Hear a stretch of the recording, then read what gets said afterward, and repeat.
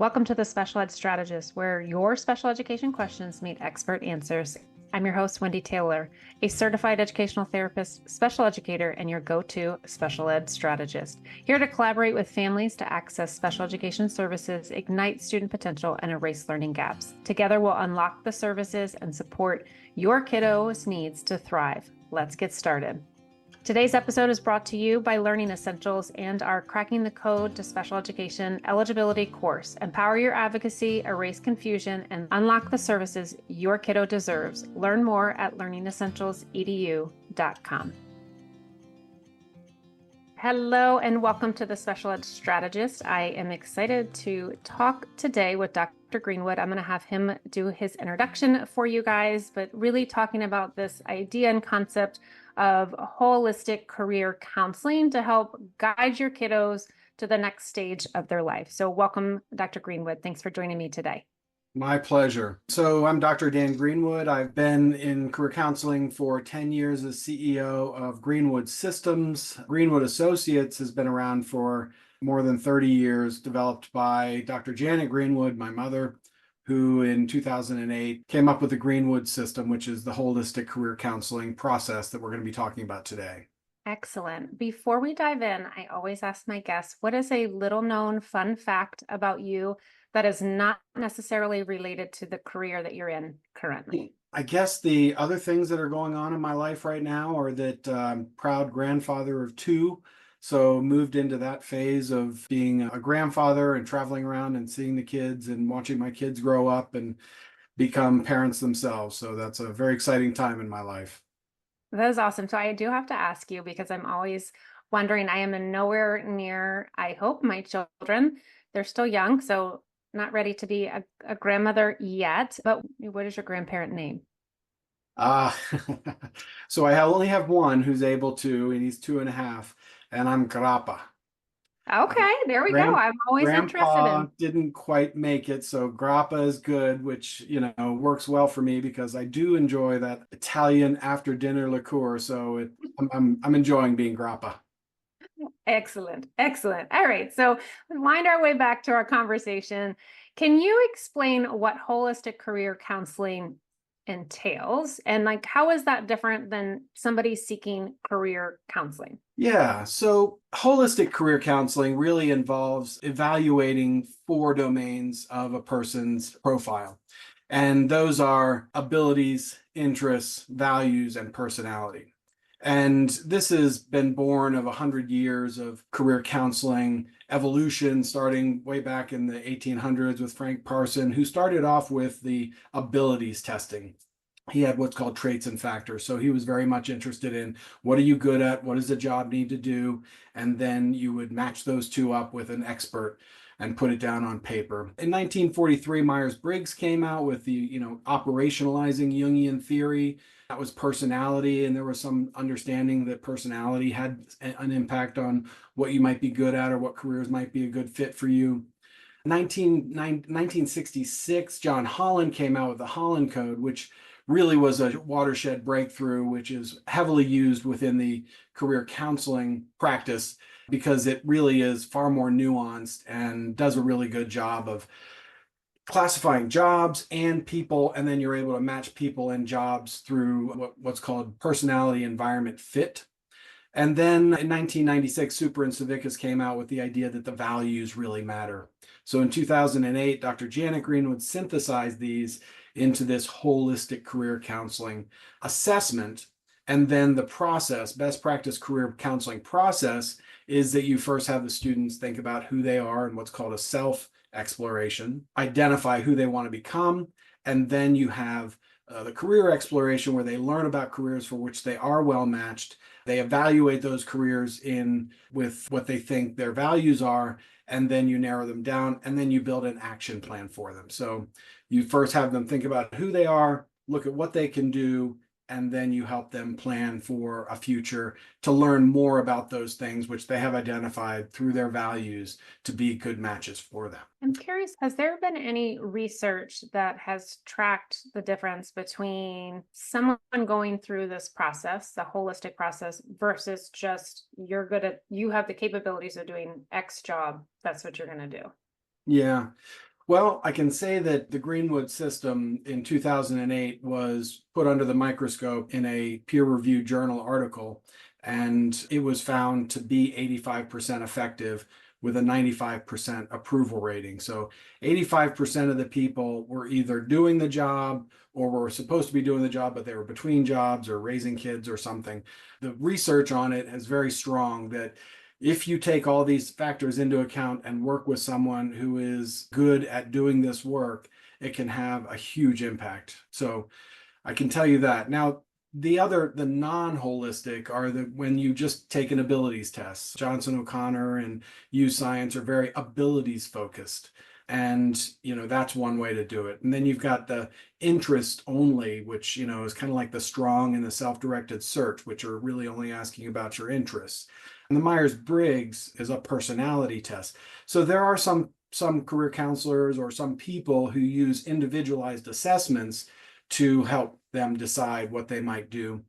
But we have found that it's much more effective to take all of those things into account. And the nice thing is that we've taken all of those and put them into a single assessment. So our GS 120 assessment actually has the Myers-Briggs results embedded within the algorithm that uses to match the jobs to the profile that's developed, looking at their abilities, interests, values, and personality.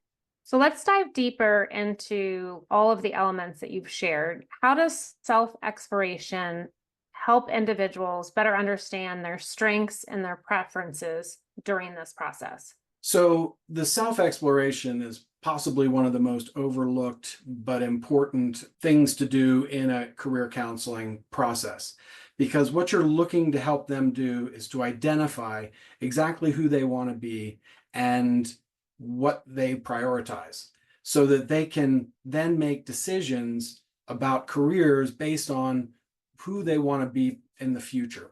And so you want to engage them in questions like, what have they done in the past and where might they want to live? And you're asking more general questions and helping them come up with a set of sentences that they can articulate, that if they look at it, then they will be very, very confident that they would be happy if that were true. So you're just helping them really project themselves, think about their values, prioritize their values, think about who they want to be, and then you're able to help them look at jobs with that in mind. You're able to compare those jobs with those sentences which they said that they wanted. And then how would we lead that? Because many 17 and 18-year-olds, as they're doing this transition or, thinking about, say, they're thinking about post-secondary or thinking about college and they're thinking, all right, what should I major in so that I can start to align everything up? Or if I'm going to trade school, how do we get to the point where they're able to say, all right, here's my purpose and passion? Sometimes we don't have adults that are able to do that. Yeah. Yeah, it's not something that we do a lot of self-reflection. We ask the end question, who do you want to be when you grow up? Or what, or not even who, what do you want to be? And we're not asking who they want to be. That has negative consequences for some people who find themselves 20 years down the road and not really feeling like they're connected to their job. And that's what we're hoping to avoid by having them do this kind of soul searching and prioritization. And it really is a matter of asking them little questions that build up to a sum of a whole. Rather than asking them what the whole is, you're asking them, hey, prioritize these career values, prioritize these personal values. Tell me what motivates you. Pick from a list of motivators. And so then by asking those little questions, they're able to build their identity rather than asking them to articulate it from day one. And, in high school, they are having to make decisions. And I frequently get asked the questions, but they're not a fully formed human being yet. How can they do this? Well, the fact is they've got to make decisions, from that point forward. So why not start with the best information possible? And we know from child development that their 17-year-old selves are going to be a lot more like their 35-year-old selves than not. There will obviously be changes in priorities as they, grow up and evolve, but Hopefully their interests are going to pretty much be the same. And so you're really asking them, okay, let's find out what you're interested in and let's turn that interest into a passion. And if you can do that, then that passion will give them purpose. And that's what you're hoping to do, is help the students find a job for which they are passionate and feel like they are contributing and it's their purpose. Those people show up to work and they're gritty and they are, very able to overcome obstacles, as opposed to those who feel like they're punching a clock and white knuckling it till retirement. How does this align for students with neurodiversity? So what we have, or what we encourage, is for there to be a understanding of the exceptionalities. So with a neurotypical population, the exceptionalities may not be so pronounced. And so you do need to have some understanding of and appreciation for what's required in each job. And the Bureau of Labor Statistics has incredibly detailed information about every job that they have in their database. They have 199 dimensions of every job. Everything from the physical capabilities, what's your trunk strength and your coordination, to your eyesight. There's sensitivities to glare and noise in there. There's work contexts, whether you're standing or sitting, or whether you're on a computer or talking to people or dealing with aggressive and angry people.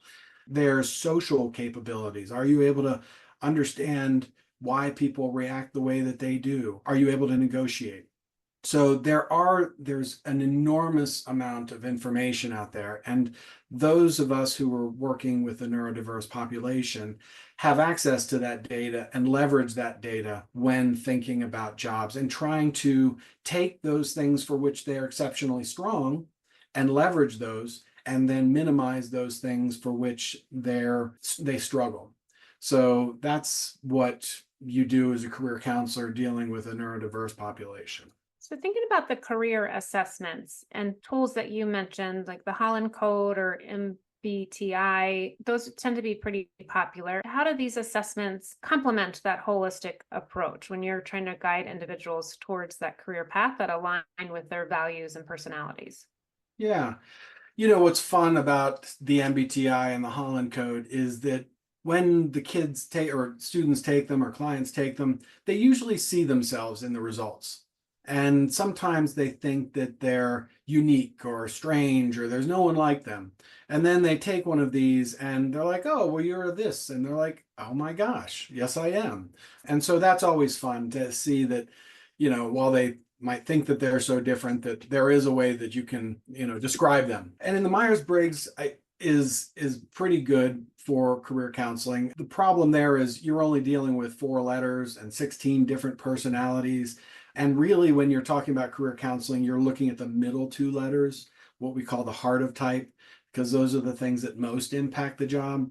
Whereas the Holland Code has 6 letters, producing 720 possibilities of personality. And so, and then the Holland Code really is fantastic in that it has been adopted by the federal government, the Bureau of Labor Statistics and O.N.E.T., to classify every job in their database too. It's a more nuanced and accurate way of making matches, but the Myers-Briggs is definitely fun and has a lot to share, has a lot to tell the students about themselves. And it also helps them understand how they might react to within an organization and how they might approach problems. And it helps them kind of understand that they're going to approach things differently than someone else with a different set of letters. And as a parent listening to this, we probably should have led with this information, but when should a parent start to encourage this of their student to kind of start the planning and start thinking about what's coming next and this whole approach to that? Yeah. So what we know from Ginsberg's child development theory is that prior to the age of 14, they're still in sort of a fantasy. It's more of an expression of their ego, and that after the age of 14, they begin to solidify and make decisions based more on self-knowledge and begin to match things up. And so we prior to our assessment isn't valid below the age of 14, and we don't encourage anyone to be doing career assessments below the age of 14, because they're not pedagogically appropriate to be evaluated in that way. So you are really more about exposure. So below the age of 14, you want them to do everything. You want them to be in the play and be on a team and join the robotics team and be on debate. And as much as you can talk about what you do, either to them or with them present, that also helps them understand the world of work. And when your friends come over, encouraging them to ask your friends questions about what they do. All of this is exposure, and it becomes fodder for them to be able to make more informed decisions in the future. So prior to 14, it's about exposure and just trying everything. After that, it begins to, solidify. And at that point, you begin to have opportunities like internships or shadowing opportunities, or, which APs to take or which things to do in the summer. And so what you're hoping to do is take those interests and cultivate them and see if that really takes. Ideally, they would, find something that they would be interested in. They'd get a few internships maybe, or take some coursework, or when they have an opportunity to do a project in class, they would be able to do that and learn more. Just gives them a little bit of focus. And then when applying to college, if they've got all this experience, they're more likely to be successful, because colleges want, the students to know what they want to do. I mean, they do take undecideds, but, programs really want their kids to not necessarily change, majors 5 times. So that kind of helps them. So that's kind of the progression that we're looking for. So we really like 15 and above. So second semester sophomores is when you can start doing that self-exploration and then that career exploration. We feel like that's a good time based on what we know about the research. How do you guide students that may come to you and say, I'm an avid soccer player, I love soccer player, I love being a soccer player, I'm going pro, there's no other careers for me, this is it, and they may or may not have that ability.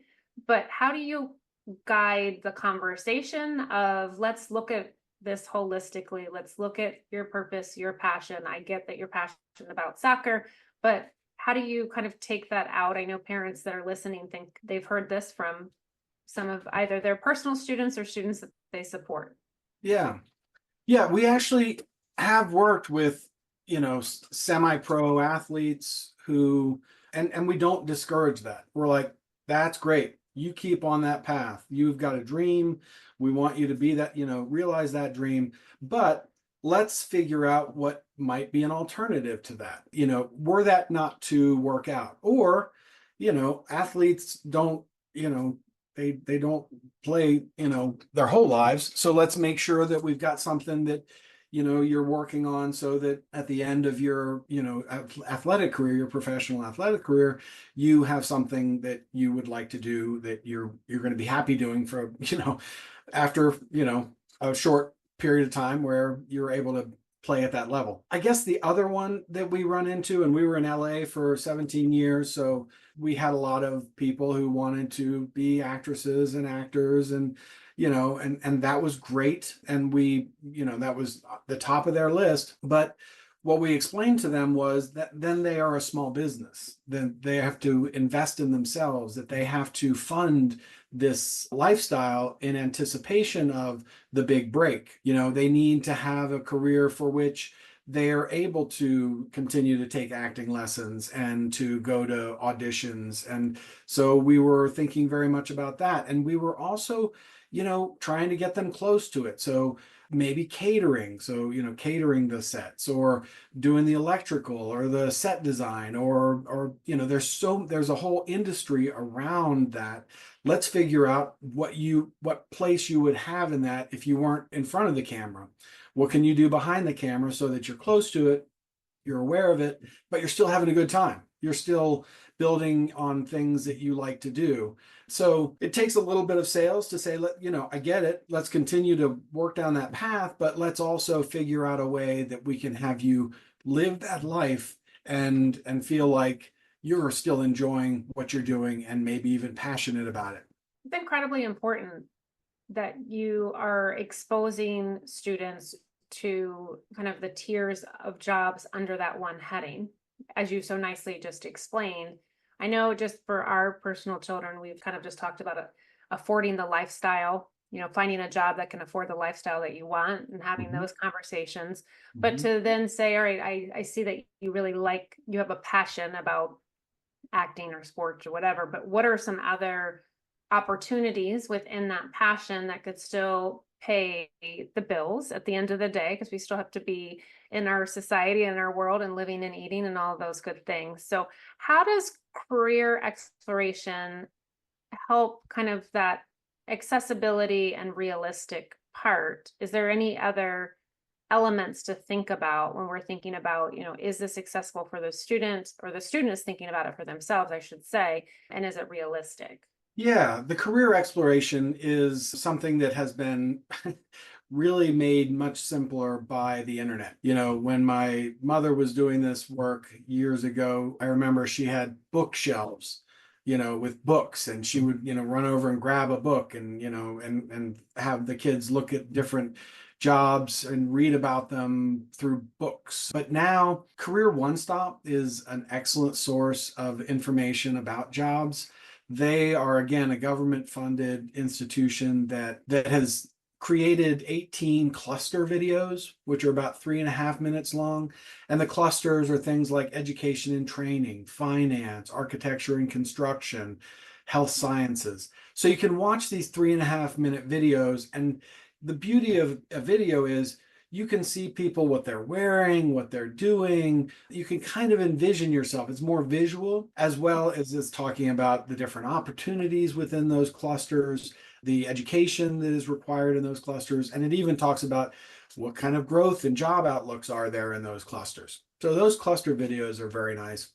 And then for each job, for most of them, they have a 90-second video that, again, goes into more detail about each specific job. So again, you're seeing people doing that job, and it's talking about what a typical day is like and what education is required, and you just really get a good sense. So Career One Stop is an excellent place, and we send our students there to do the research. And then O.Net is a database. Well, Career One Stop also has a lot of the same information about salary and educational requirements and what we call the KSAs, the knowledge, skills, and abilities required for that job. So through that, the students can get a decent sense of how much money they can make, what kind of education would be required, what a typical day might look like.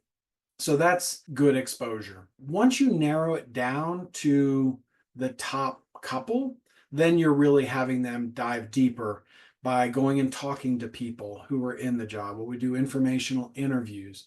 We're trying to hook them up with some education, maybe taking a class or a training in that field, so that they can look around and, first of all, see if they like the content, if they like what they're doing, and do they enjoy the people that they're in the class with, because those are going to be their future colleagues. And then getting experience, going out and getting internships and shadowing and volunteering. So that's a deeper level of career exploration, but you can get that first level of career exploration through Career One Stop and through O.Net. And then YouTube is great too. I mean, you type in day in the life of a and just stick it in there, and somebody has carried around a camera all day and talks about their job. They frequently wake up in the morning. It's like there's a genre of them, and you see them brushing their teeth. It's like, okay, let's fast forward, but eventually you see them and what they're doing, and they're talking about, their job and what they like about it. And so, yeah, it's really a wonderful time of information, because the internet has made so much information available that it's easier to do career exploration than it ever has been before. Absolutely. 100%. Absolutely. I talk about that in terms of when I was growing up, it was just kind of like you have these clusters of ideas and this is what you can do. And there was no opportunity to kind of dig deeper into different options and what's out there. And I love to the day of the life. So you can actually see, do I love this? I know I thought I wanted to be an elementary school teacher, and the first class that they put me in college, they had me go observe a pre-kindergarten kindergarten split for the day. And I got back on the little bus and went straight to the registrar's office and changed to secondary ed, because I just in that moment thought, all right, this isn't where my passion lies. I do now love and enjoy working with our younger friends, but just when I was in my early 20s, I didn't feel like that was the direction. So I think seeing that can really help kind of shape and mold and guide. You talked about abilities, interests, values, and personalities. So how is it important? Do you prioritize one over the other when you start? How is it important for individuals to identify their core values early in the process, or is it just kind of all done simultaneously? It is all done simultaneously, but if you were to, yeah, no, they're all important. Now, the one that we attend to more with a certain population and then attend to less with the more typical population is the abilities. We are very much of the Carol Dweck mindset that, you can get better at something if you want to, and it's not innate ability, it's effort. So we don't want to take a student who may be struggling in algebra in 10th grade and say, oh, you can't be an engineer, because they just may need a little more time to get good at engineering, at math. So that's in our assessment. We don't do any kind of abilities testing. We don't give them math problems or solving, or correcting sentences or anything like that. We're just asking what aspirationally they're interested in. Do they want to just graduate high school and get a job? We'll be looking at certificates, which is great. Do they want an associate's degree or a bachelor's or a master's? So we're calibrating, our assessment based on their educational attainment less than their actual abilities at the time of the assessment. Now, as I mentioned before, the exceptionalities companion report that we have, we are looking, we're using educational testing to see if there are significant areas that we need to attend to factor into the equation of what might be appropriate. But that's of those four domains, abilities is the one that we're probably not as much interested in, except for in exceptional cases. Whereas personality, well, values is the big one that we really kind of hone in on, because the values are what's going to make you happy in the future. And your abilities, we feel like, are flexible more so than your values. You can get better at something if you try.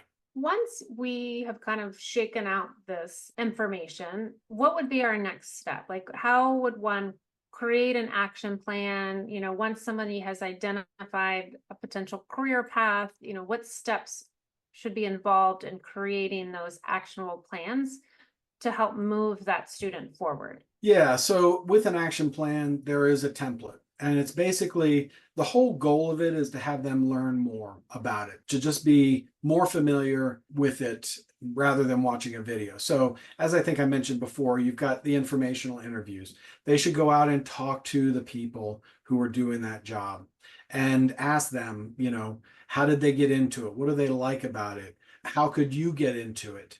If you were able to, what kind of things do you need to be good at? And just really talk to as many people as possible. You don't want a singular opinion, because you might bump into somebody who's not really happy with what they're doing, and that could be problematic. So talking to people in that industry.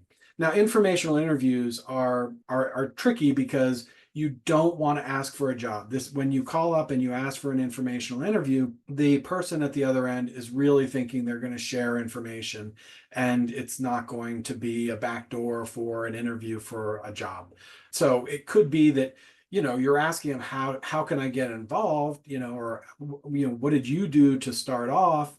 And they might suggest things, but you're really going in with the sole purpose of finding out their experience and using that information to inform yourself. So informational interviews. And then, with the coursework and everything, the training and education required, you might start doing that. So you might take a course at the college level, or take a training at at the technical college, and you might try these things. But one of the things that we have found that's been an incredible resource is massive online open courses, what we call MOOCs, what are called MOOCs. And MOOCs are free and they're high quality, and you can find college course in almost anything that, when you're done with a student, they can set up an account on edX.org, and they can enroll in a self-paced course taught by somebody at MIT or Harvard, and actually watch the lectures. And they don't have to take the course. For $50 or $150, you can get a certificate if you do all the exercises and you finish the course. But I'm not even recommending that. I'm just saying, go watch the lectures. Go from lecture to lecture to lecture. Do you like what they're talking about? Does this seem interesting? Do you think about it later in the day? Does it occupy you to think, oh, that's really interesting? Or are they talking about something for which you have no interest? But this is a really quick and easy, free way to go out and get high quality education and not have to sign up for a course, go to the local community college, wait for that course to start, and then be there, once or twice a week in person. So MOOCs, I can't promote them enough. And then, what it stands for again? Massive online course. Massive online open courses. Open courses. Open courses. Yeah. And then lastly, that experience, volunteer, internships, shadowing, actually breathing the same air as the people for whom you want to be, and seeing what their life is like and how they treat each other. And, we as humans take in so much information in so many different ways that I want to expose the kids to as much information as I can, both culturally and academically and physically, about the job, so that they can feel what it's like to be in a law office or out on a construction site or in a hospital as a volunteer. So that's how you help them truly identify, is by having them learn more and get some experience. And we end with 3, and we encourage them to pursue those 3, and it quickly whittles itself down to 1, based on the things that they experience in the informational interviews and the volunteering and so forth. Do you have any recommendations or tips for families that are listening in terms of how to secure an informational interview or volunteer or internships? That's a really good question. So one of the little known sources of great information about every career is the associations, the national associations, the state associations. So if you want to know more about actuary sciences, there is an organization, and these organizations are designed to promote their industries. And one of the ways they promote their industries is through outreach to students. So a lot of these websites that are association websites have a whole section for students, and they list the internships, and they, have the opportunities, and the people in those organizations are more willing to have conversations. So if none of your friends, if you don't know any actuaries, you could go to the organization and write an email to the head of the organization and say, hey, I'm interested in this. Is there anyone that can talk to me about it? And they will help you connect if they don't answer the question themselves. So those are good sources if you don't have family, friends, or other acquaintances that you can lean on to find out more about any particular industry. So what role do you see parents play in holistic career counseling? Yeah, parents obviously play an enormous role in their kids' lives. I was for a long time a middle school head, and so I was always counseling my parents to transition what I call them as the manager of their kid. So in lower school, you are the manager. You set their schedule, you check their homework, you drive them everywhere. You have a lot of control over their lives, and that is appropriate. What I told my middle school parents was, your job in the next 7 years between 6th grade and 12th grade is to transition from that managerial role to a consultant and have your student be making decisions that they can be proud of and overcome obstacles themselves with you as a consulting person that can help them by, giving them advice. Now, this is not a straight line. It's not like one day you're the manager and the next day you're the consultant. You're constantly looking for opportunities to give your student or your child more power over their lives, more control over their decisions. That is really your role, is to help them make those decisions. And they're not all going to be great. And there's going to be times you're acting as a consultant and then you need to jump back in as a manager. The grades go down because they're watching, they're playing video games all night. Well, that's got to stop. So, it's back and forth. It's back and forth. But ultimately, you want to have your students have a lot of experiences. So as I talked about earlier, you want to encourage them to go try everything. And sometimes, I think parents make the mistake of thinking, well, that's going to get in the way of their academics. Well, this is really important too. The exposure is really important. And, I also used to have the parents who said, well, we want to make sure after, the academics are settled down and we've got that under control, then they can think about joining clubs. And I think that's backwards. I think that they need to join the clubs at the same time, and they need, because the other thing, logistically, it doesn't work out. Halfway through, you're not going to join clubs in Christmas time, after you've figured out whether the academics are in order or not. So encourage them to have experiences in addition to their academics, making sure that, everything is in order. I'm not suggesting that they become overscheduled, but more experiences they have, the better. And then you are helping them take more control, explore more of their interests, and you are there as guardrails to make sure things don't go off the rails, but you are more and more stepping back and allowing them more control so that when they are done with high school, they have the confidence to make good decisions about things that they should be doing. And your role as a consultant never ends. I mean, it's not as though, once they're launched, you're done. It's just that you're trying to give them as much control as is appropriate and they can handle and they do well. And the more decisions they make, the more confident they're going to be in decisions they're going to make in the future. And that's what makes a healthy, happy, self-confident, independent adult. Let's shift just a little bit. You had mentioned AI in the beginning. So with the integration of AI tools in career counseling, how has technology enhanced the support to provide individuals with career counseling? Yeah, so AI, and we have been working with AI, we've developed an app, and the ways in which we have found AI to be extremely helpful in career counseling is in that self-exploration. It can do a really good job of taking a lot of information about you and synthesizing and giving you a first draft of maybe those purpose and passion statements. So, you can have conversations with ChatGPT and you can ask it questions and it can ask you questions and it can build a profile. So that has been extremely helpful. We've used it in that capacity.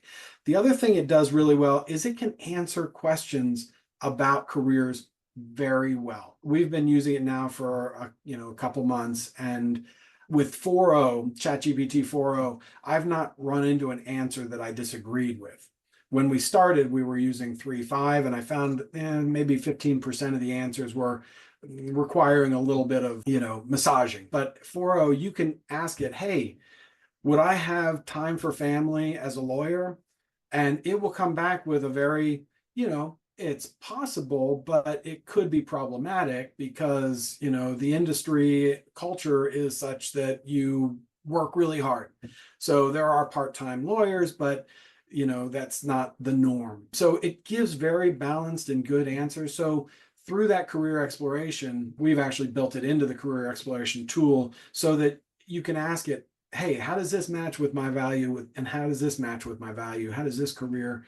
And just look at it in general. Where is a good match and where might it be a problematic match. So it is very good at answering questions. And so we have leveraged it and been very pleased with how it works. A final question to kind of wrap this up.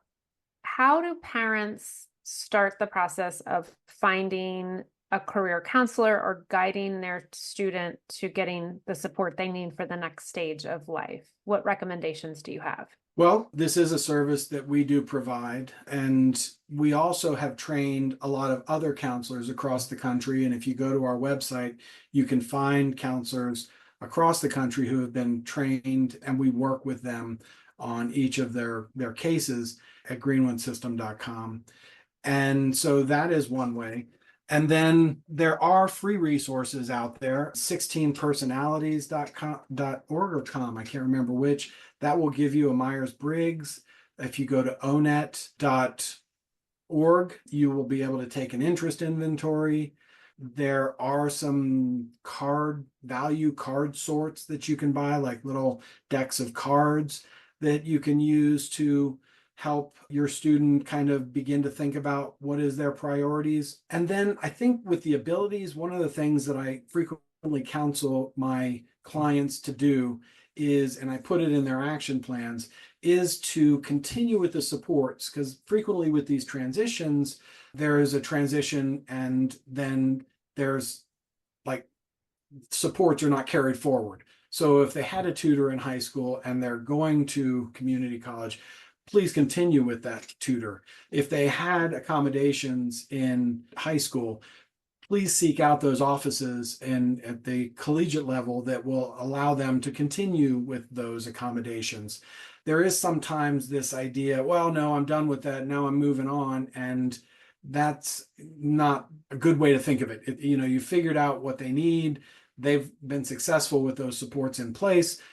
Please don't let those supports drop just because there's been a transition. So those are the things I would say, that there are counselors out there who can help with this process. There are some free resources out there that you can take advantage of. And I mentioned ONET and Career One Stop are great places for exploration of careers.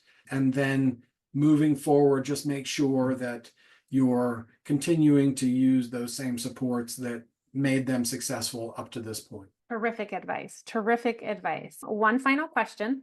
If you had a billboard for parents with a tip, what would it be and why? I have always said that it's almost impossible to fail as a parent if what you are doing is out of love, because the kids can feel that you are doing it because of love. And so you can make a lot of mistakes, but you will be forgiven if you're doing it for the right reasons. And, we as humans are really keen on being able to pick up on motivation. So love your kids, do what you think is best for them. And if it's not the right thing, they'll forgive you in the future. Don't worry about it. Excellent. Excellent advice. And what a tremendous amount of information that you shared. The websites that you provided, I'll go ahead and put those in the show notes as well. And so folks can reach out to you. Thank you very much for your time. This was really helpful and will help guide families in the future. So I appreciate it. My pleasure, Wendy. It was really a pleasure speaking with you. Thanks for tuning in to the Special Ed Strategist. Remember, the right support can make all the difference. As your dedicated Special Ed Strategist, I'm here to guide, collaborate, and empower your kiddos' success. Keep igniting potential one step at a time. Until next time, take care and keep strategizing. Today's episode is brought to you by Learning Essentials and our Cracking the Code to Special Education eligibility course. Empower your advocacy, erase confusion, and unlock the services your kiddo deserves. Learn more at learningessentialsedu.com.